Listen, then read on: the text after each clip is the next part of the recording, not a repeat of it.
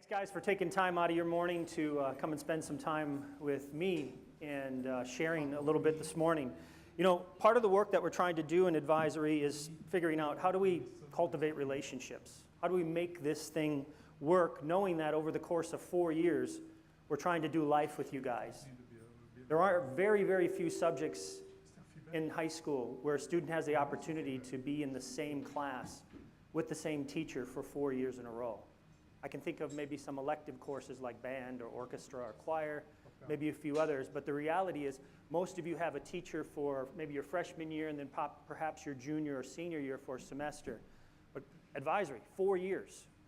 You can bet we're going to change as a result of spending 4 years with you.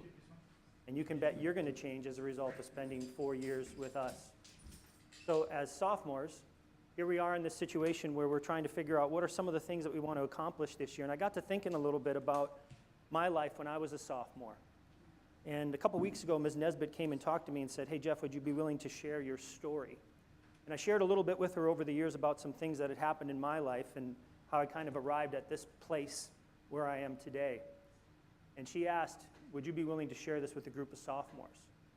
And I thought about it for a while because I'm a little apprehensive doing this. Stories are really, really hard to tell, especially when they're personal stories, especially when they're stories about your own life and things that have happened, things that you might actually be ashamed of, embarrassed by. You don't want other people to really know them. But what I'm coming to understand as a 48-year-old father, 2 children, loving wife, is that our stories are actually all that really hold us together. Our stories are what give us compassion. Our stories are what give us the ability to relate to other people. Without stories, we have very little to go by in life. And so I hope my story that I'll be sharing with you this morning will be instructive and helpful. But the problem that I have with telling this story is this. I'm running the risk of sounding preachy. I'm running the risk of sounding like a teacher. I'm running the risk of sounding like your parents. And I don't want to do that, but yet at some point along the way, I think it's going to resonate in one of those different areas. Not by design, but by default. So as I tell my story, I hope that you'll find some things that you can relate to and pull forth for your life. You know, there's this guy by the name of Erik Erikson. He's a social psychologist. He had a big impact on my life because of the way he thought about human behavior. So check this out. This guy was born into a Jewish community, but he wasn't Jewish in any stretch of the way. His father left him when he was young, and he was of a Nordic background. So Erik Erikson's growing up in this environment, a Jewish environment. His mother married the family doctor, and he has blonde hair and blue eyes, and he's looking around at himself, and he's trying to figure out, how in the world do I relate to all of this? When did he start asking those questions? Somewhere around 13, 14, 15. Well, as a researcher, he tried to figure this all out. And ultimately, he started to think about different theories around psychosocial development. This is the guy that came up with the terminology identity crisis, identity role, identity development. And what he says is that between the ages of 14 and 24, life is all about figuring out who you are, what you believe, why you believe it, how you've come to believe it, and then moving forward with your life.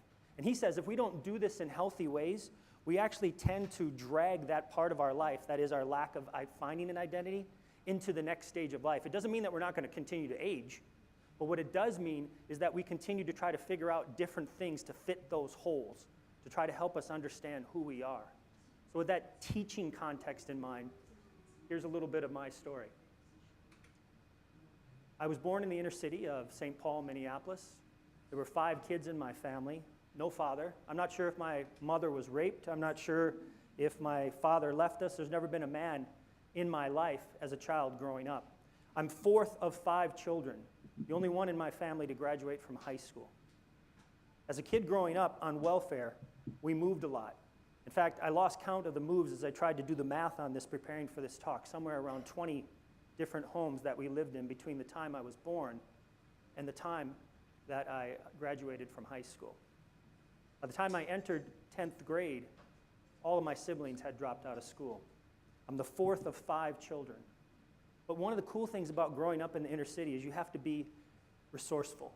So as a kid growing up, we found different ways to make money, aside from stealing, which my siblings did. I shined shoes, I collected aluminum cans. I cut grass. I shoveled sidewalks.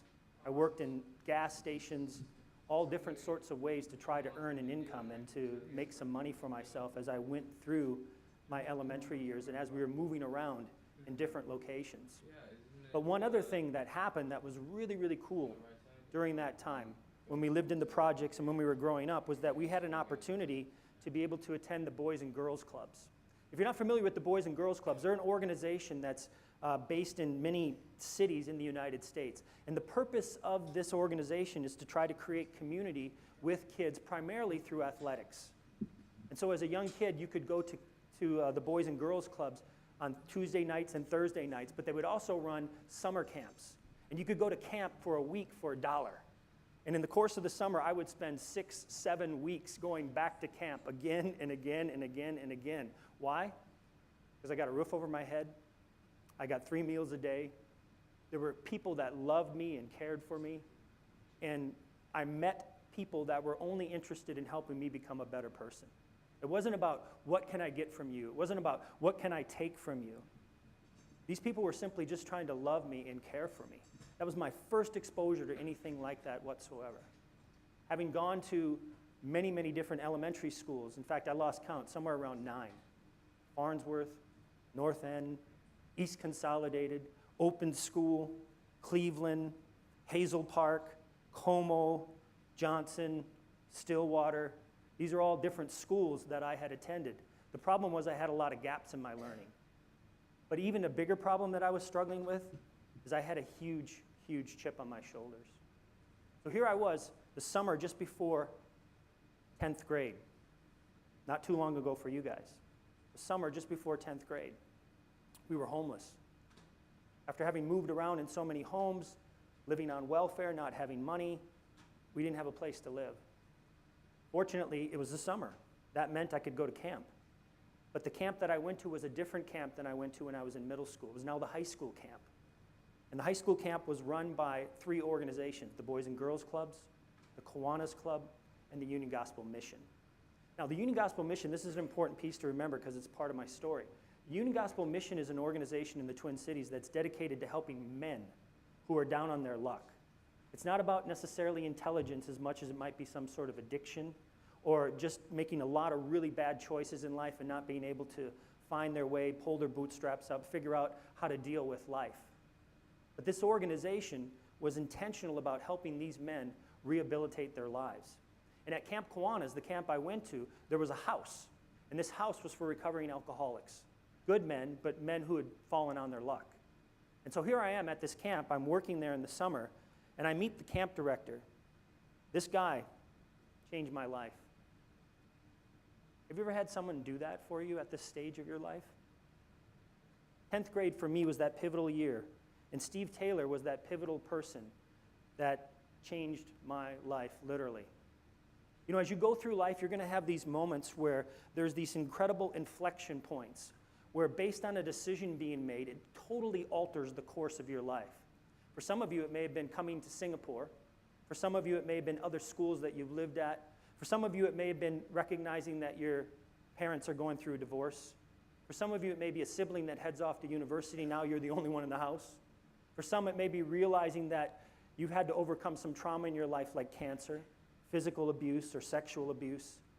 These things have the potential to define our lives. And Steve Taylor was a guy who had spent 25 years working with kids like Jeff, and he knew how to reach my heart. So through the course of that summer, I worked at the camp as a athletics equipment manager. My job was to hand out equipment, make sure things got checked in or out, but here's the deal. I got paid $20 every 2 weeks. I got 3 meals a day. I could wash my clothes. I had a place to stay. And at the end of the summer, my family was still homeless. I didn't know what I was going to do. So late one night, it was on a weekend, I was over at Steve's house with his wife, Cindy, and their 2 young kids. Cindy had taken the kids and put them down to bed, but I'd been thinking about something for a long time, trying to figure out how do I word this?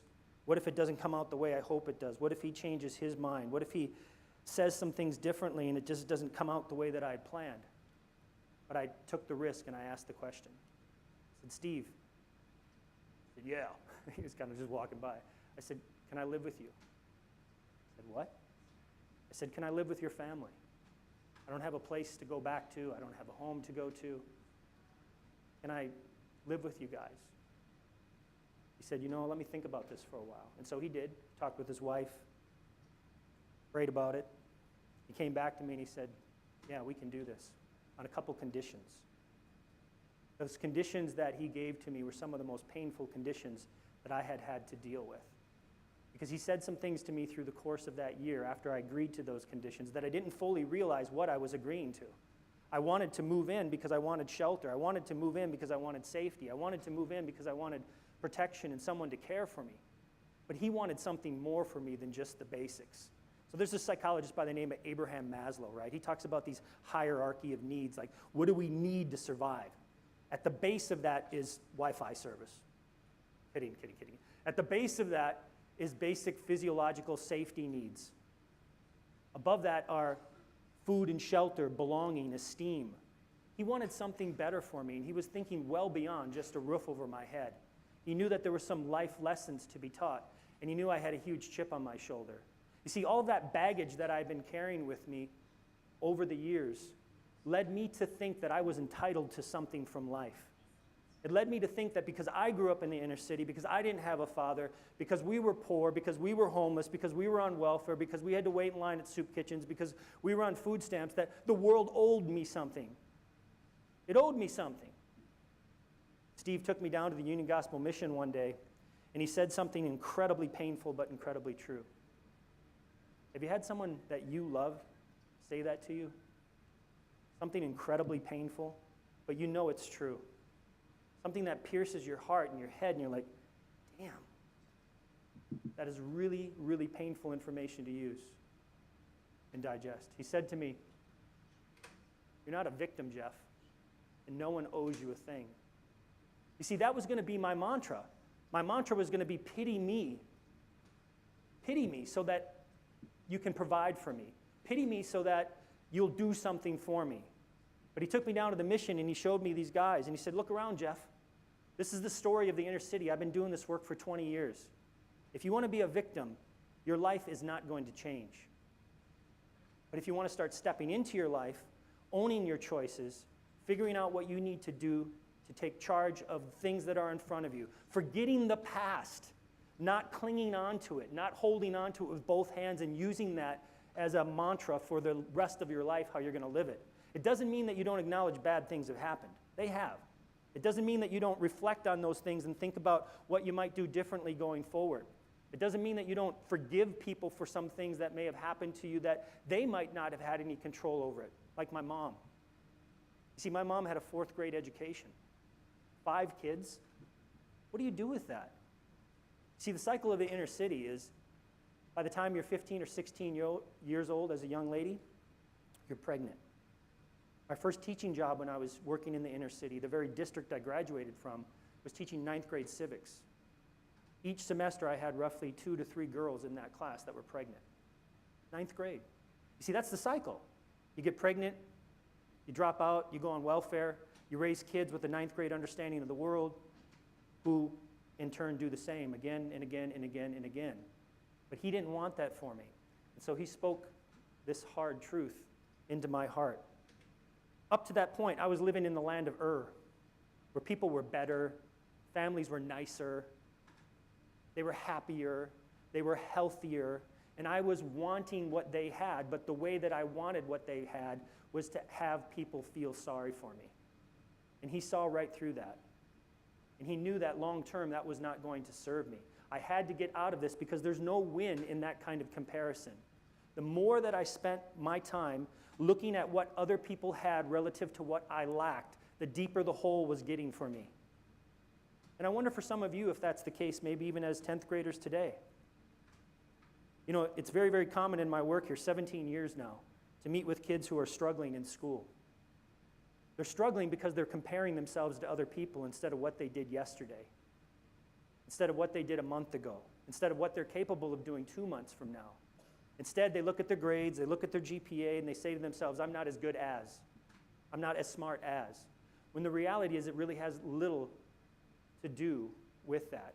It has to do with aligning your heart, getting your priorities in order, and trying to figure out how you can put one foot in front of the other. But the more we keep our focus on other people instead of ourselves, the more problematic it becomes. And Steve knew that. He saw right into that. I wanted to yell out, "It's not fair! It's not fair!" To which Steve would say to me, I know, he would say to me, "It's not. Now deal with it. You got people to lean on. You've got people who care about you. You've got family who wants to help support you. But you have to make the steps to start moving into your world." If you're not familiar with this idea by 10th grade that life's not fair, it's going to smack you hard. And when it does, and you climb out or cry out, "It's not fair," the reality is, now what? Now what? Man, when I heard those words, I was so angry. Because, again, that was my theme. That was my thing. That was my go-to. And I had to figure out a different way to handle those things. Well, I was so fortunate that he took me into his home. And I thought, I'm learning some good lessons. He's helping me build some character. I'm going to finish out my high school years, and then I'm going to be able to head off and do those things that I want to do. I don't have to be back in that hellhole environment, fighting, scrapping, just to try to stay alive, it seemed in some ways. I don't have to go back to that. But unfortunately, that wasn't going to be the case. What I didn't know is that there were more peaks and valleys to come. What I didn't know is that there were going to be more challenges that I was going to have to face between 10th grade and 12th grade. What I didn't realize is there were going to be more peaks and valleys to encounter from 12th grade throughout the rest of my life.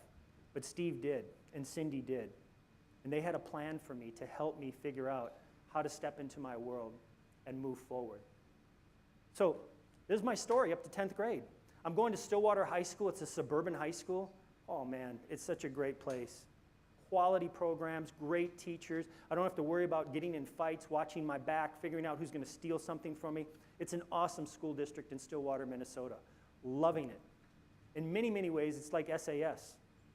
And it's where you're at right now, by the way. 2 years and counting. 2 years and counting. What's your story? You know, I've told part of my story this morning, and I'll share the other half after you share your story. There's some things that are happening in your world that have happened to you that you need to start to think about in terms of how you figure out who you are. And it's a very unique subset of the population in this world that does the things that you folks have been afforded to do. And as you try to figure yourself out, as you try to tell your story, part of the work we're going to be doing this morning together is you starting to open up with someone next to you to be able to share a little bit about your life. But these unique experiences that you have comprise a group of people that we often think of as third culture kids. Now, some of you have heard this slogan so many times, but here's the deal. 14 to 24, I can guarantee it. I can guarantee it. You're going to be struggling to figure out, who am I? Just like these people have.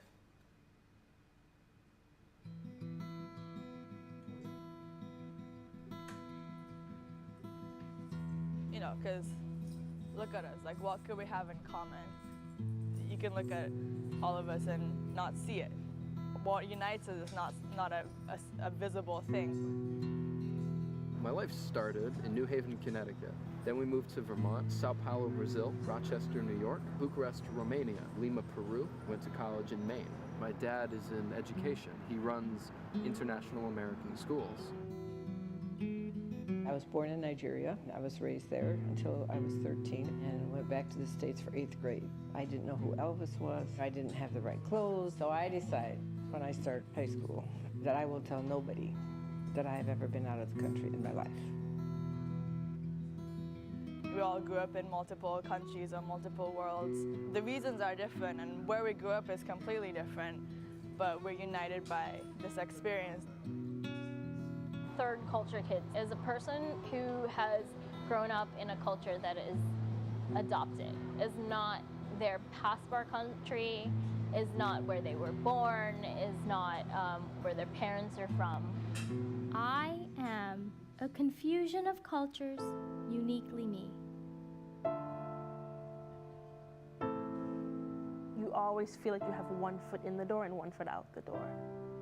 There's always going to be that thought of, well, maybe if I moved here, would I feel a little bit more like I belong?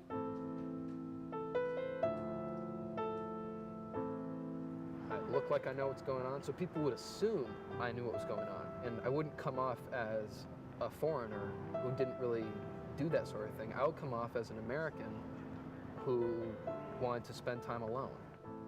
Nobody talks about what did you lose with an airplane ride. The very airplane rides that other people see as so big and wonderful and important are the very ways that we lost the things we loved.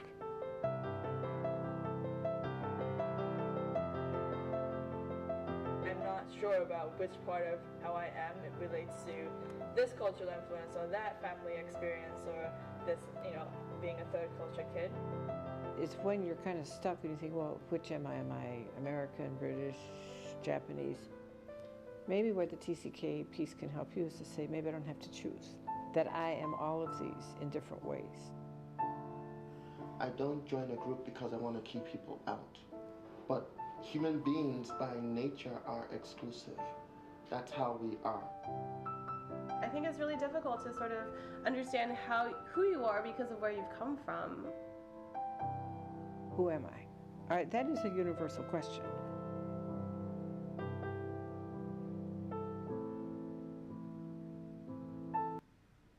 Erickson got it right. Who am I? All of these experiences that you're having, they are shaping, molding, crafting, making you into the person that you're going to become. The challenge that you face, though, is trying to figure out how you tell your story, how you go about the process of being able to communicate what it is that has taken you to this place in life where you're at. Now, it's not for me to tell you what it is that you should put in your story. That's you. That's your story. So I was giving this talk a couple weeks back for the peer support retreat, and we broke the kids up into small groups, and they were telling their story. And as I was walking around, I heard so many different things. I heard one girl talk about her experience with cancer as a child. I heard another kid talk about the death of their father. I heard another kid talk about the frequent moves that they had in the course of their life. Each of these kids is crafting their story as a means to trying to make sense of their world. And I can assure you of this, every adult that's in here this morning as well, your advisors, is either trying to figure that out, has figured that out, or doesn't want to figure it out. Until you come to peace with your past, you can't live in the present. I spent the first 25 years of my life running from it. And my hope is that you won't do that as you think about your life and reflect on where you're at. So here's what we're going to do. Advisors, students, you're going to find someone to turn and talk to. You decide what you want to put in your story. You decide what you want to tell. We're going to take about 4 minutes or so, and then we're going to switch it up, and the other person's going to get a chance to share their story. Now, before you get into this, let me just give you a couple kind of heads up. When you do this for the first time, it's awkward. You'll probably say something for maybe 2 minutes and then feel like, I don't know what else I'm supposed to say. But by design, figure out what's going on in your head and keep talking. The process of doing that helps you begin to refine a little bit more of who you're becoming. So if you have an odd group, you can do one group of 3 if that needs to happen, but everyone should find someone. Ready, set, go.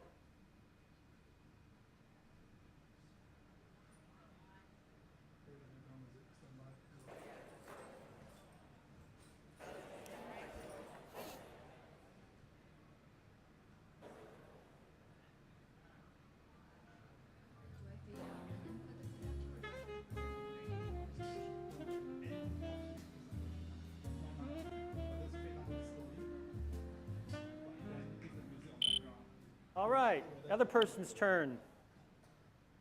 Somebody like, oh, wait a second, I don't know. It's okay if you guys are going back and forth. Keep the story up. If you haven't, it's the other person's turn to share their story.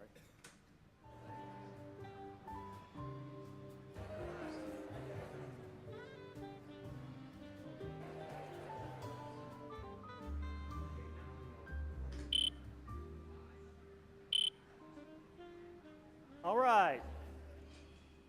Your story is still to be continued. So I was listening to some of you talk a little bit and trying to pick up what things you felt were important to share in your life. And invariably when I have an opportunity to share with people, sometimes our tendency is to think, well, I don't have anything major or traumatic that's happened in my life, so my story is kind of dull or unimportant.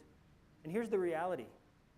If that's your narrative, you actually have to rethink it, because somehow, some way, someone is making sacrifices on your behalf to provide you with that sense of security and safety and consistency and predictability so that you can do and explore those things that perhaps other people don't get a chance to do. And one kid said, I've just lived a privileged life. You know, it's important to acknowledge that and recognize that, but check this out, guys. Don't feel guilty for the life you have. Don't feel guilty. There are people in this world that will want to make you feel somehow bad because your parents have sacrificed and worked to get to their place in life so that they can provide for you. My hope is that you would feel grateful. My hope is that you would express that in your gratitude by doing acts of service, by being a generous person, by giving of your time, your talents, and your energies. But you don't need to go through life with guilt. There's far too many people that's their mantra, feeling guilty as if somehow, because they haven't had a certain experience or they haven't gone through a certain set of circumstances, that their life is less significant. Don't buy into that lie.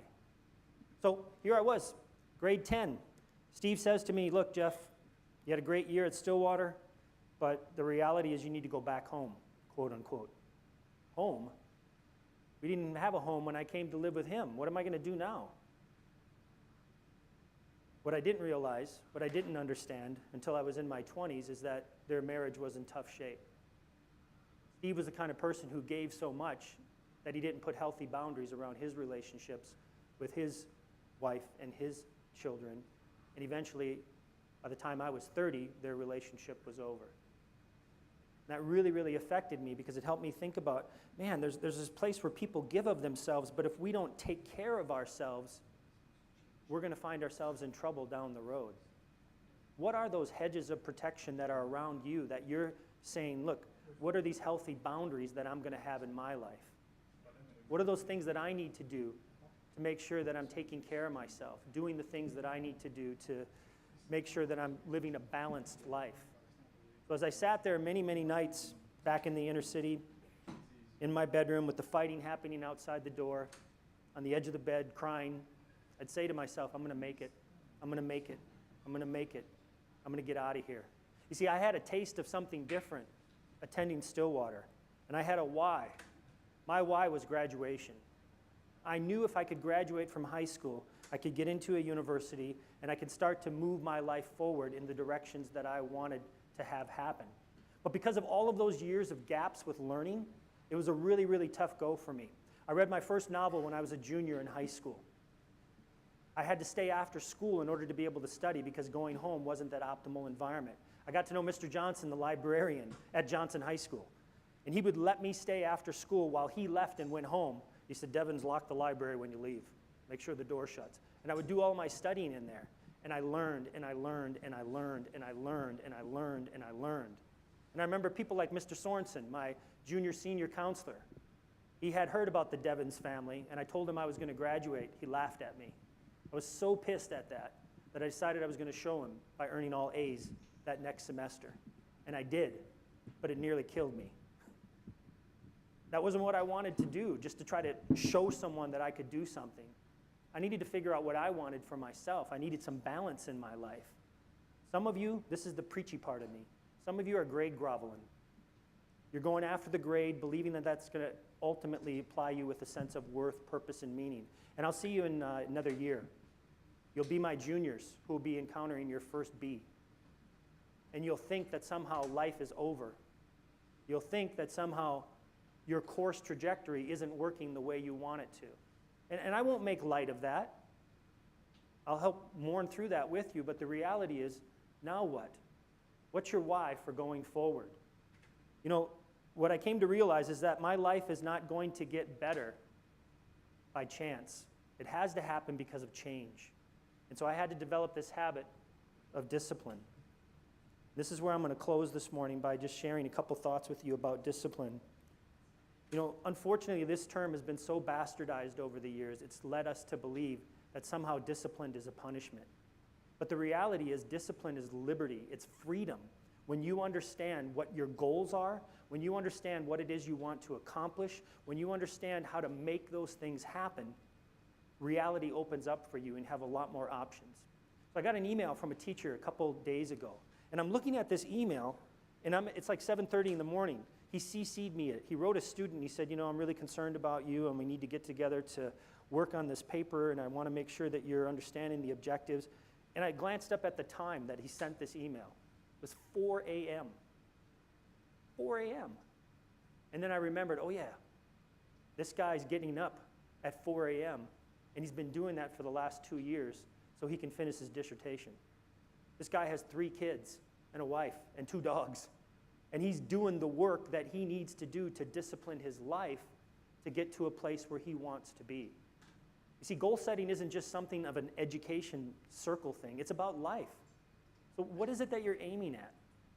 What is it that you want to accomplish? So in the course of advisory, over the course of the next several weeks, you're going to be working with your advisors, talking about how to set goals. What do those things look like? Because if you don't know what you're aiming at, you're never going to hit the target. And I'll say this to you in closing, your life is worth too much to go through the motions. Don't do that to yourself. There's a lot more to be had from your life in the course of those years. So I graduated from high school, and I spent the next 13 years going to school to earn my doctorate. And wouldn't you know it, as a psychologist, one of the things that I do is I administer psychometrics. Typically, we think of these things as IQ tests. And doggone it, every time I administer those things, I'm right around the middle of the bell curve. And so is 66% of the population, average. Average intelligence based on that test. But you know what I excel in? Work. I will work and work and work and work and work and work to get to the place that I want to be. Because I learned over the years through discipline that if you set a goal and you start biting it off little by little by little by little, you'll get eventually to where you want. If you surround yourself with people who can be your coach, care for you, support you, nurture you, you can get to that place you want to be in life. This isn't a life to live in the solo. It wasn't just, Jeff, pull up your bootstraps and make it happen. No. You got to surround yourself with people that can feed your heart and your head. So in the course of this year, in the course of these 2 years, my hope is that you start setting goals, that you start getting after life, stepping into it, not being passive, not seeing yourself as a victim, and making reality happen. Thanks for your time. Sorry, slightly further now. Yeah.